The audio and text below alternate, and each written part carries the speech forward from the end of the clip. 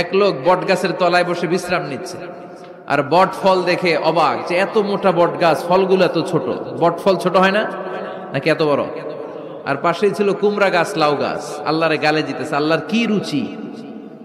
চিকন চিকন কুমড়া গাছ, চিকন চিকন লাউ গাছ, এত বড় ফল, আর ইয়া মোটা বট গাছ, এতটুকু ফল। আল্লাহর গালি দিতে দিতে ঘুমায় গেছে। আল্লাহরে গালি মারতে মারতে কখন যে ঘুমায় গেছে নিজেও জানেন। হঠাৎ একটা বট ফল পড়ছে একেবারে নাকে, লাফ দিয়ে উঠেছে। উঠে দেখে নাক দিয়ে রক্ত বেরোচ্ছে, ব্লিডিং। নাকের রক্ত মুছে আর পড়তে আরম্ভ করছে আলহামদুলিল্লাহ। কি পড়ে? মনে মনে কয়, আল্লাহরে কেন গালি দিলাম? ওই কুমড়া যদি এইখানে হইতো, ওই লাউ যদি এইটার উপরে হতো, কুমড়া যদি একটা নাকের উপরে পড়তো, আমি নিজেই কুমড়া হইয়া যাইতাম। ঠিক কিনা? সুবহানাল্লাহ পড়েন।